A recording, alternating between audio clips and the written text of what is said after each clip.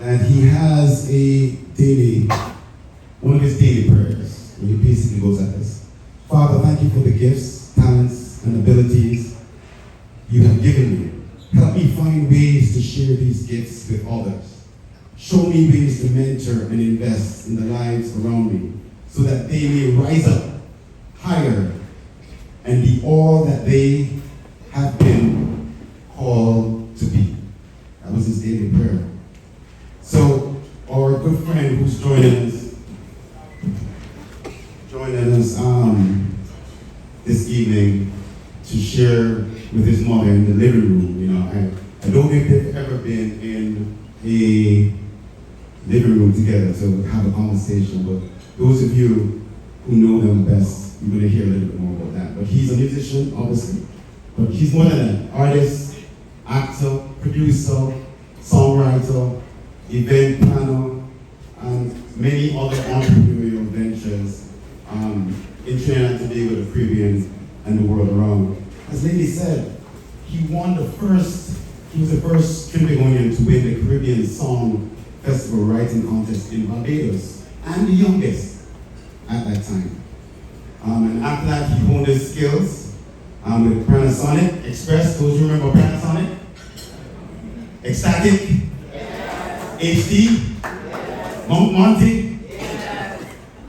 Change is constant. Change is constant with Machel Jesus Montano. He has won 7 international soca crowns, 10 road march titles. 10 road march titles. He's also received several first-round Grammy nominations in the world music category. We heard that he's won the Soul Train Award for the Best International Performance Song of Ministry of Road. He has collaborated with a number of artists. Too many to mention, but Angela is here with her kids, Bull, Major Lazer, Shaggy, Dougie Fresh, Black Stallion, Calypso Rose, Mighty Sparrow, goes on and on and on. He's now known as Dr. Machel Jesus Montano, otherwise known as Dr. Machel, right?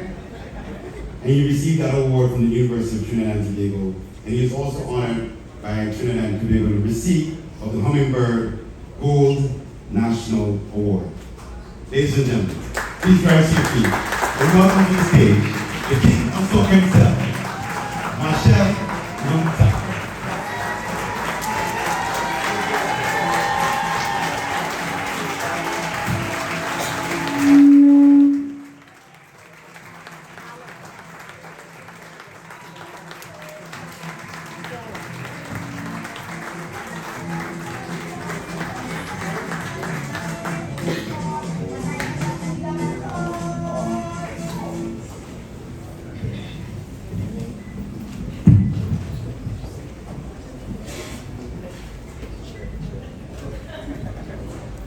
Sure. Good evening, everybody. Thank you so very much for that awesome welcome. And thank you for all coming out and supporting Lady Montano in her latest endeavor, which I think is very timely because I think we need so much inspiration for our young people and generations to come. So I'm very happy to be here, and I thank you all. Good evening. That's it. Excellent, excellent. Machel, you're on the stage Friday nights, crossing the Hotel Intercontinental, and you check Machel's Instagram right now, at Machel Montano. Go to it. Recent photo of the concert with Burna Boy, and then the 7th photo, you were looking at the lady behind the stage, and it made me very emotional the way that you were looking at her. Tell me about that photo. What kind of love or discussion was happening? I was saying, you still wear that mask?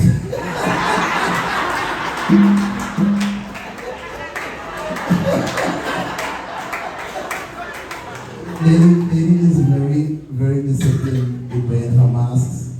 And I tour a lot, and I come back home. I think we have a little too loud on one of the microphones. One of them a little too loud. Could be Marlon, right? See? Anyway, so I come home a lot. And the first person I go and check after my wife is her. And I have to be 6 feet away from her. I have to go to my mask, I have to stay upstairs just to make sure she's safe. But I didn't know she realized everybody outside. And I was also amazed that she was in the concert longer than me. She stayed to the end of the boy. My knees was given away by the time. So I had to go and rest. So I was just looking at the remarkable energy and zest that she still had, you know? Wow. Hey, tell me, so what were you thinking? He didn't have on a mask. When you saw him and you greeted him and tell me about the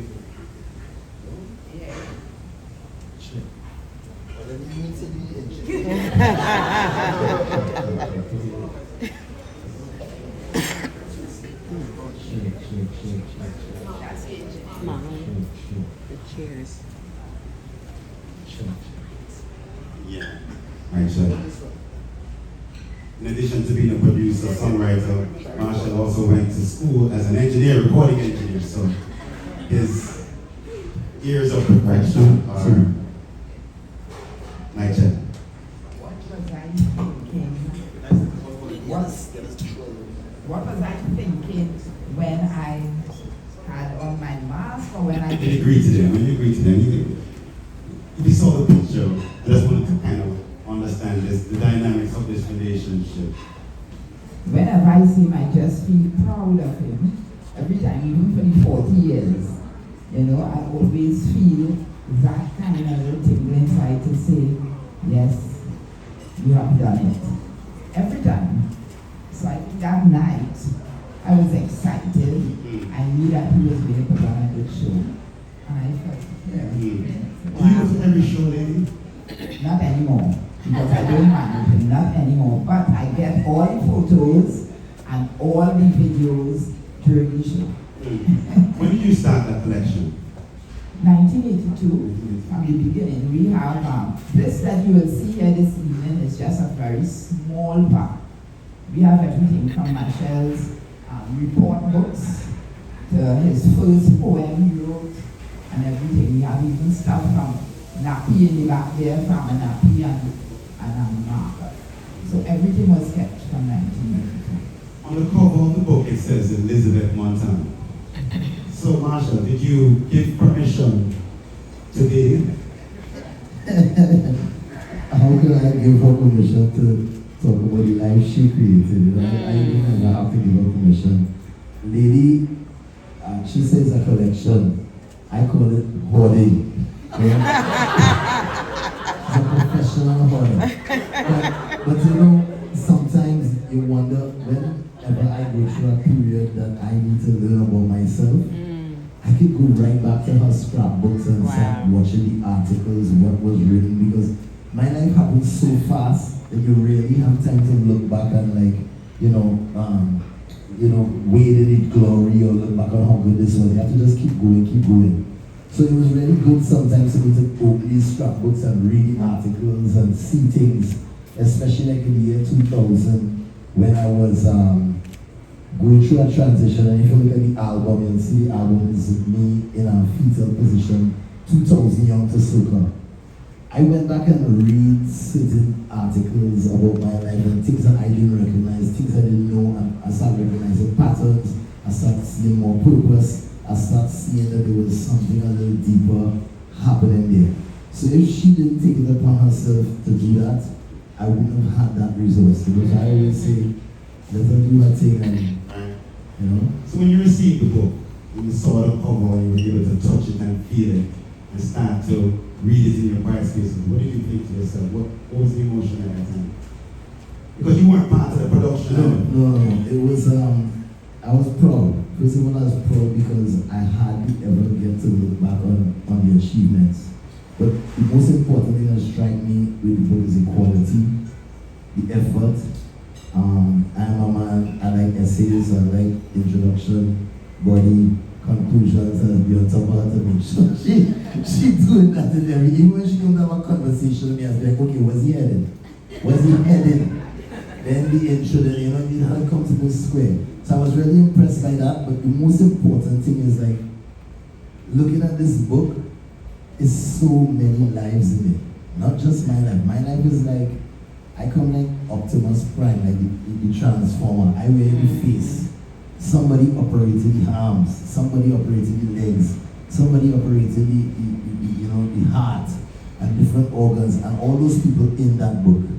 So sometimes you see yourself as the subject, but if you really go deeper, you'll see this multiverse of people and all the people who play a role, starting from Marcus to Nappy to Man to Soul, Steve. We have people, as they say, working with us and in this book for 35 years, and they're still here today.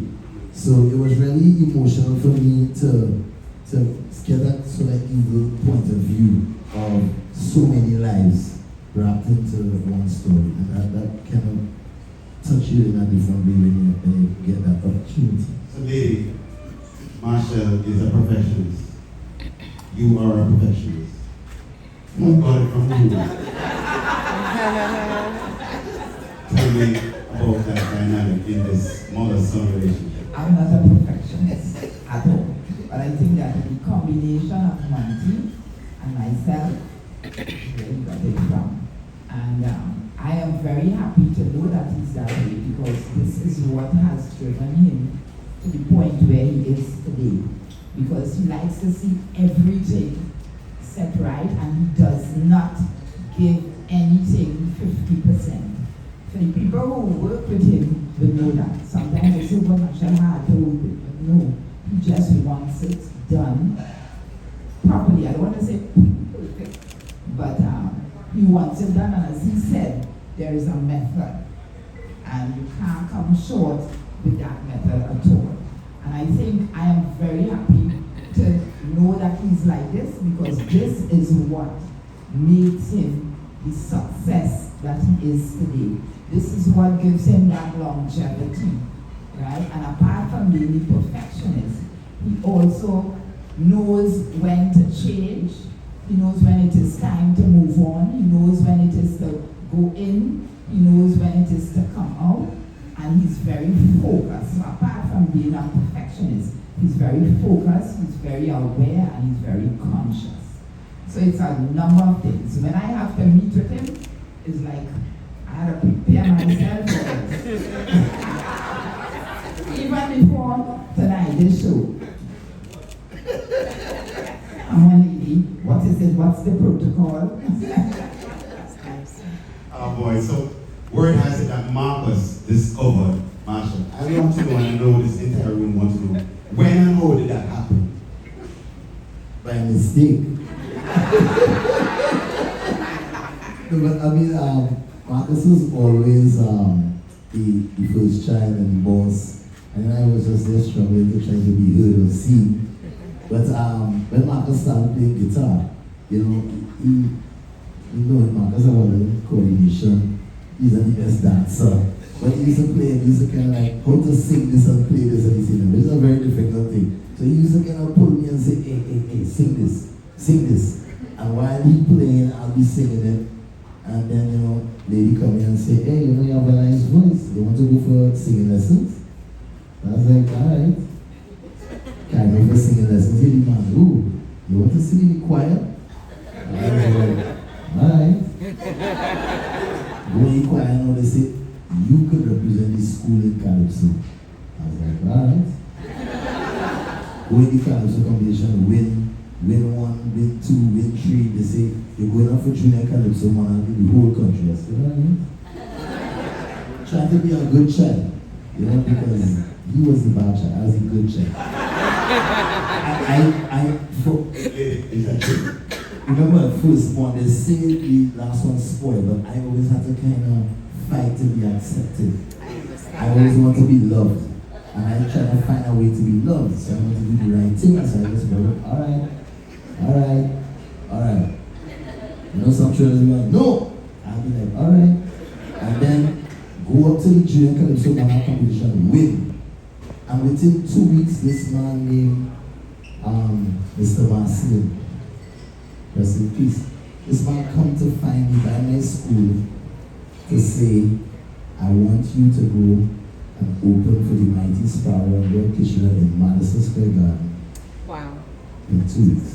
And I was like, Was that your first trip to the United States? yes. And when he said that, I was like, so even when Marcus saying, come and play this, that start the domino effect, and it was just following whatever was suggested to me.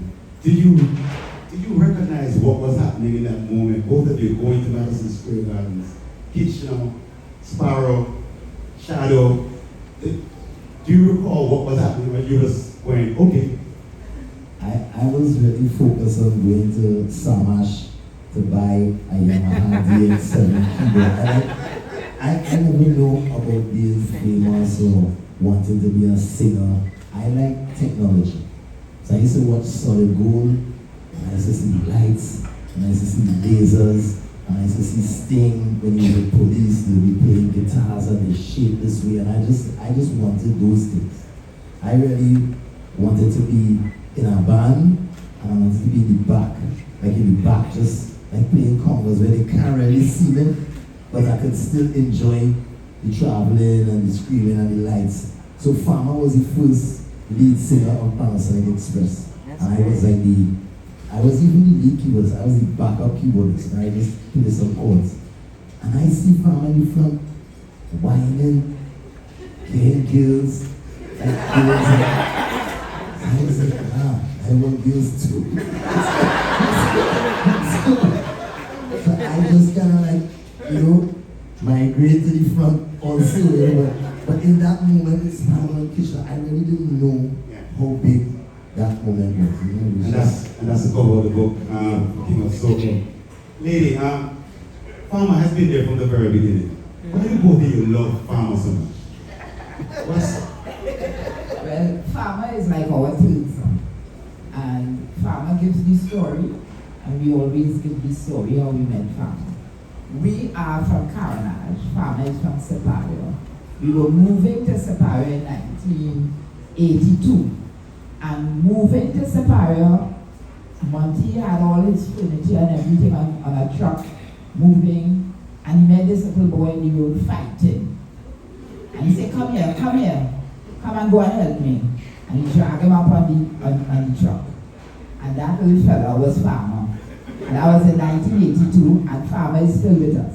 Now, he is a big star, he's on his own, and we are confident that he will continue to be a success. But he's like a third son, because he lost his mother very young, and when she was going, she asked Monty and I to take care of him. And we did. Wow. Just to answer your question, why we love him so much. Farmer is very loving. So what you give off is just what you get back. He is a kind of guy who just makes us all laugh. We go in Canada, he'll say, yes, we go in the big cake.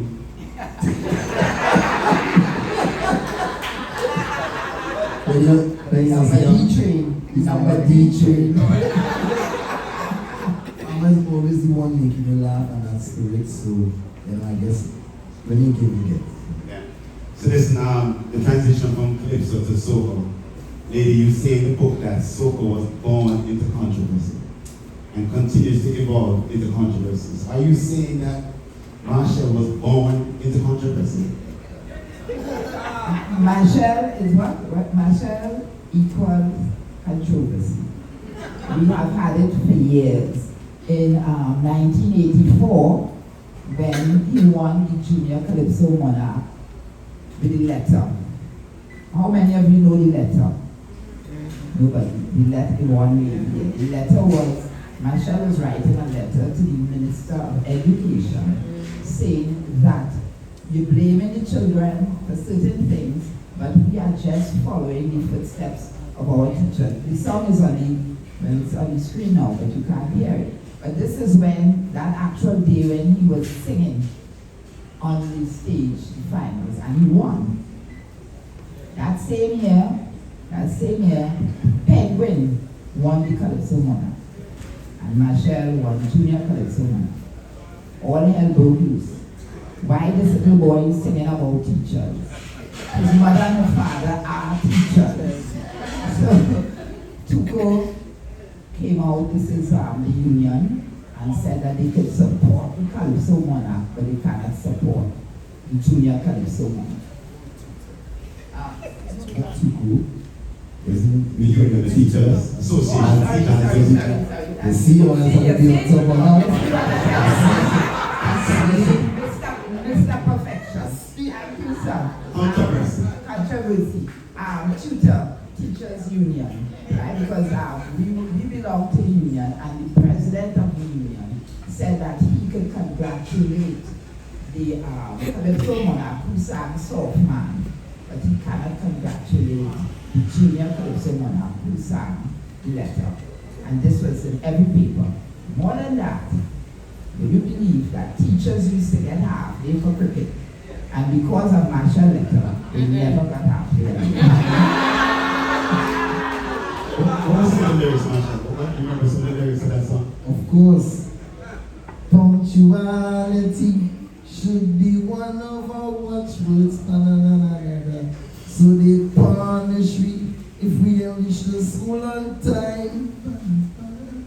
But when they put in me out the gate, some teachers come to school late. So why condemn me, Mr. Minister, when I'm just following the footsteps of my teacher?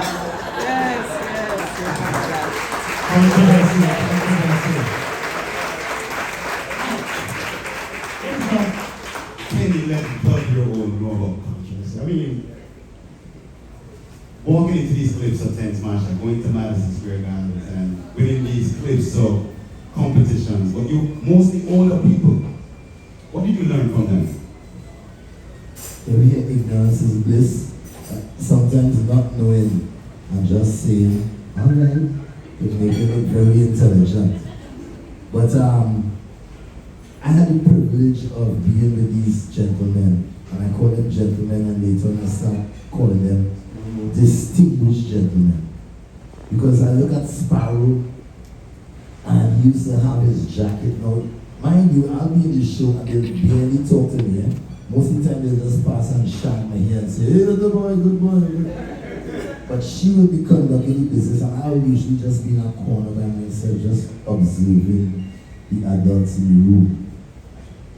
And I used to watch Sparrow had his, what I look at Sparrow and I realized he was a man had a jacket on, very dignified suit. But when he reached on the stage, he knew how to flip it. You know, this is this kind of inversion happening. You know, somebody looking so debonair, but then they just risky a little bit to do something and then you go. So I kind of look at that and I learn how to be, you know, a gentleman, a statesman actually. I learned later from watching people like Frank Sinatra, that was the kind of element from him. Then I observe, you know, Kitchener, also well dressed, very quiet. He would probably never say more than 3 words to me. He would probably just nod. But he will transform from this quiet into this real animated kind of. And I watch his moves and I see how those little things, which you see things like, hey, ah. You know, I learned that you had to have a song. You had to do something to reach people in this kind of abstract way from him. But of course, Super Blue was all spirit, but he was aerobics. You know, he was like shredding mic and doing the foot, James Brown. So I pick up that, and I just realized that I could take something from each one of them, but I could mold it into my own thing. But the real key was to be in the room, silently observing, and seeing the unique characteristics in each one of them that made them great. And I just cannot take that and make a pillar. Nice. So the Panasonic Express, tell me about that. The boys, Marcus with his guitar, Farmer and the rest of the members of the band. As Calypso was transitioning, again, we're talking about change, right? over the years. Soca was born. Panasonic Express, what was the gist of that band in terms of your mold, helping them to mold their talents? Well, most of them were my students, and most of them were young people from Superior. And if you know our house was a house where all the young children gathered. Because Monty and I were teachers, and we always saw that we must share knowledge with these little kids. In addition to that, this was a period of time too, even before the 80s, it was the Black Power time. And we were teaching these kids to love their own, that the importance of education, the importance of being honest, and these guys were there with us, and we taught them these values. We had some girls in there, but I don't think they last long, right? And then we eventually got one or two, but these kids were mainly children from Superior, or children who were my students. I was their guidance officer. And Panasonic remained, for many years until we changed. We went everywhere together. When we started to sing in the tent in 1986, they hired Machel alone. So the Montano brothers said, okay, you come and Roy K will back you. My husband said, Mr. Martino, could we bring all of the boys to back Machel? And maybe you more men to pay for it. He said, I don't have no more money to pay him. Mr. Montano, so we're not looking for money. We just want to give the boys an opportunity. And this is what Panasonic was, like a family. Everywhere we went, we carried them. We will sit in a car. Now, do you remember that? 14 of us in P-80 715. We going together. We traveling in one little van. Everybody in the van in New York City. And one time when we turned back, so one of the members running behind the van because we forget him.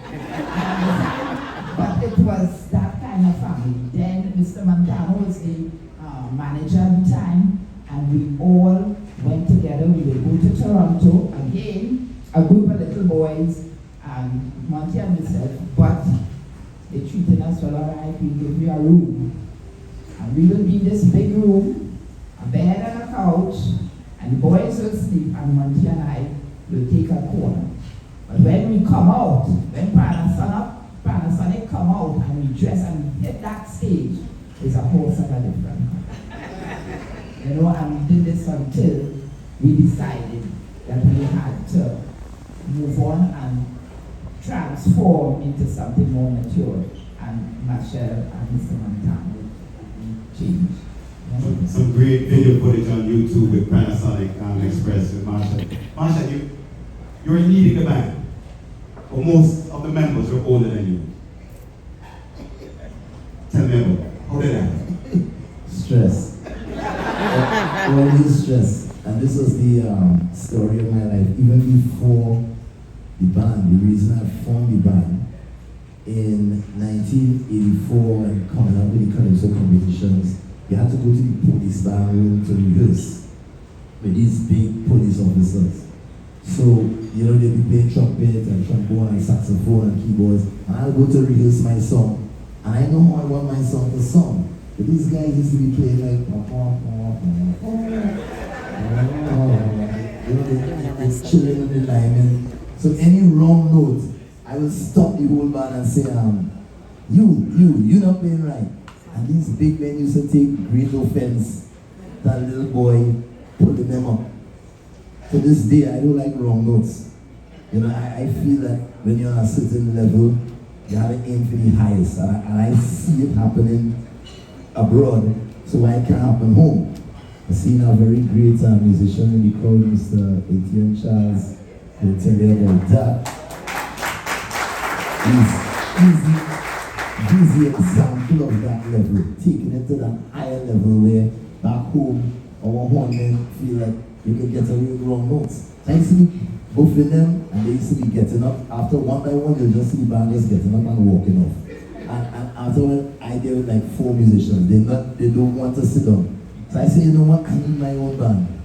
And we used to play along in the yard, and I worked towards that. So it was always a challenge being the youngest, having to know how to be diplomatic. Everybody know that that is not my best trait.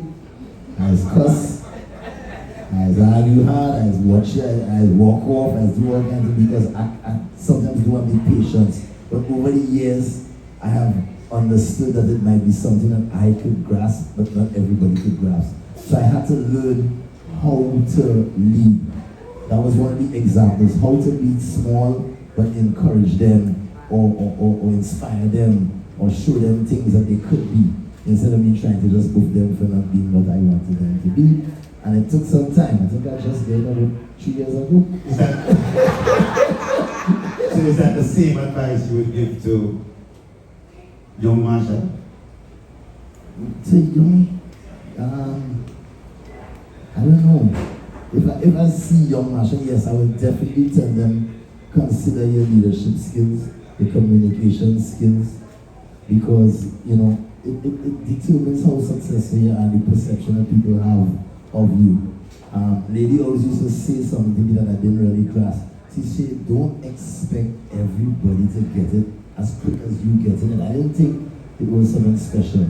But I had to understand that sometimes you need to take a little more time, but there is a way you can find to deliver the message with a little more love than with anger. And that took me a little while to understand. Let me just give I always like to give this joke, you know, because I was shocked when it happened. A very, very big show.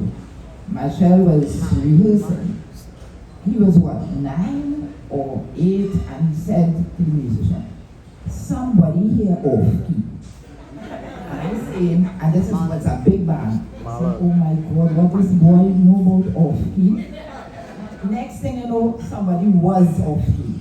Then we went to Dominica, and they playing, rehearsing with him, big band again. Now, the pitch here right, the pitch. The child is 9. Correct. How? I don't know. But as he said, I told them, you must understand that everybody is not the same, or they don't have the same capability. And this we have to do, and eventually. Huh? So the name changed. Montage recommended the name, right? From Panasonic Express to Ecstatic. Did you endorse that, or do you have any? Yeah, most definitely. It was a word I never heard before in my life. And ecstasy, it sounded real interesting, you know. And it was a real kind of age where we was trying to understand what the word ecstatic meant. And, you know, he said a musical rapture. And from the time he said ecstatic, a musical rapture, we kind of understood, because we were that kind of band. When we in the band, when we start playing, we used to catch power. We used to go down in some modes where the music will transcend the room and take us, you know, to places that we'll be just going for hours. So we understood what it was. At that point in time, as we say, it was a little tougher on the girls in the band in that time to be able to withstand the rigors of the traveling and, you know, missing school. So it was just boys at that time, and ecstatic is spelled X-T-A-T-I-K, which up to today the Guardian cannot get. Still X-T-A-T-I-C, but it's X-T-A-T-I-K, and it meant the X, we keep the X from the Panasonic Express, mean X-Boys, and the rest was Trinidad and Tobago International Kings. Wow. So we had a little, you know, something there we could be on it, but it was really about this musical rapture. We wanted, when we play music, to take people to somewhere else, you know, to take them out. Machel, you're going to be celebrating your 48th next month. And you have 45 albums. Which one is your most favorite album cover? Is like your wife compared to Renee. Which album? You know, funny enough, I don't have many favorite things, but it's only a few times. Like, I am what you call a procrastinating perfectionist, and that's one of the worst kind of perfectionists. Because you're looking for perfection, but you're procrastinating. It's just be waiting, and nothing is ever be right. Even after the show, I figure out, oh man, we should do this, we should do this. It's never good. But as you get older and you learn to accept things, you know, you could ride that wave easy. So I kind of had liked the idea of the ecstatic album, 2000 Young to Soca, when you see me in the fetal position, being reborn, because I was really trying to show that you could become a new version of yourself if you understand your past. And this happens to me almost every 3 years. Every 4 years, I'll be done with the old thing, and I'm ready to, move on and explore. It's called life everlasting. So it's like, the future is supposed to be unknown. If you know it, it's some derivative of the past. So you have to be able to walk away from the past like a snake. Molt. You shed your skin and you leave the skin and you go vulnerable into the future. And this is what I keep doing. So that 2000 album meant that. And then my next favorite album cover is the Monty album, because that was the year, again I went back, looking back into my past and asking questions. Now every time I go back and I look at her books and I read things, I learn things I never knew. This time I went and I talked to them and I learned things about them that I never knew because I was asking new questions. I learned things and I would look at my father and say, wait, they call him Monty. Oh, he is a swordfish. Everybody loved Monty. I was like, how I can get everybody to love me like that? I still search for love, to be loved. It's very difficult to be loved and be loved, which is Bob Marley's word. Could you be loved and be loved? But that'll take too long to explain. But I was always searching and I wanted to emulate him. So I put the Monty and I turned it into Monte. Because I can't be Monty, but I can aspire and I'll be Monte. And the monk stand for movement of new knowledge. At that time, the knowledge was new. Things that I had learned about my parents that I didn't know, things I learned about myself. But then ultimately, movement of new knowledge changed to movement of now knowing. Because I realized what I know now, I didn't know then. And what got me here will get me there. So I was really willing to be a new person and look forward to the possibilities of the future. So those album covers say that and show that process. So are you the happiest man alive? Always. Always. Always.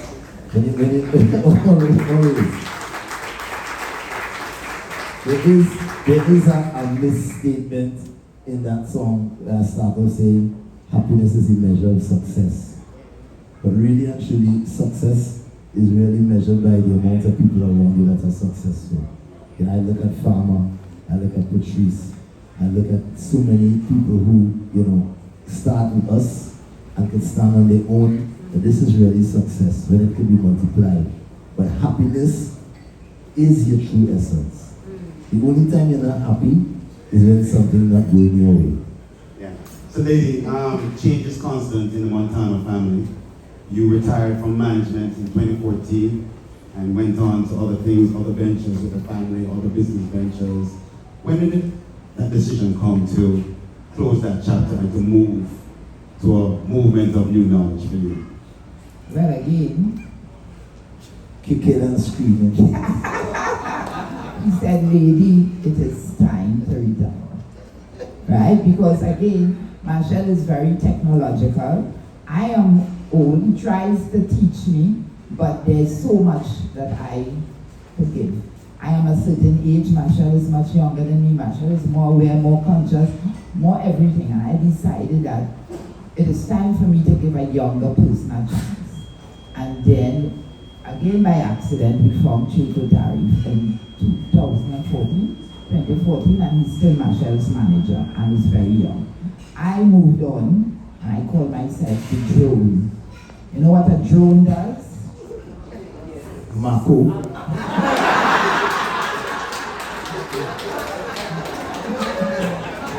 Cover.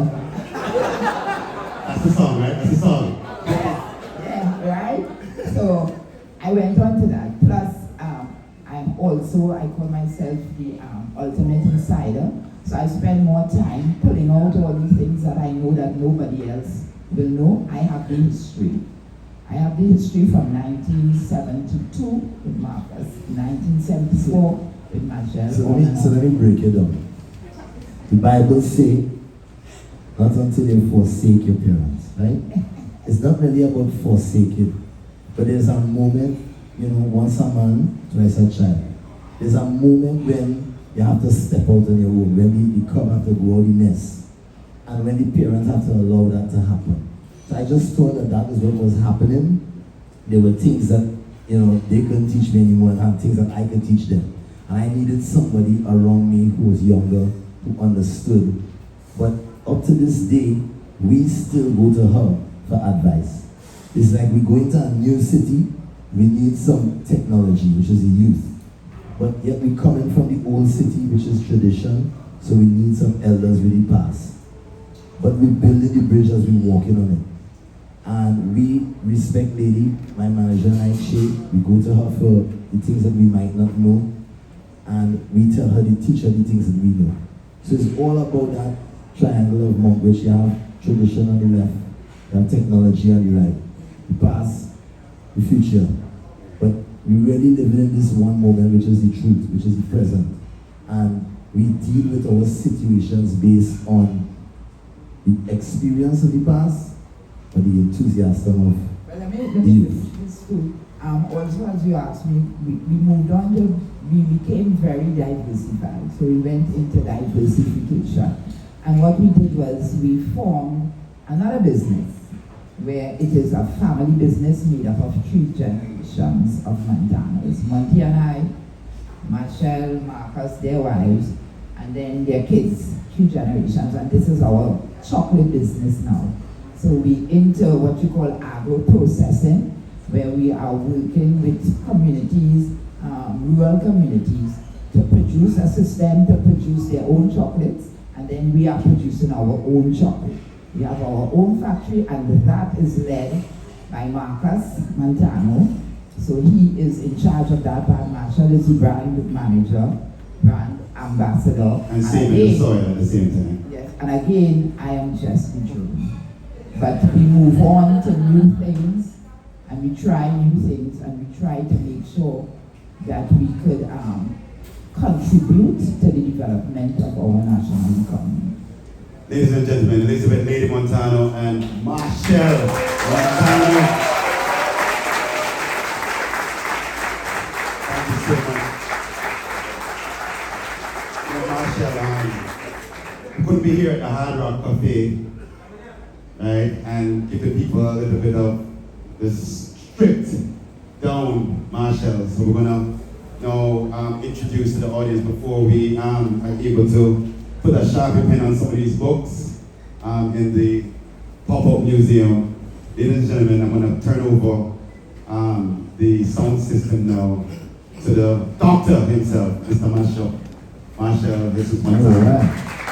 Thank you. I know some to talk. I thought we were going to talk about it, but hey.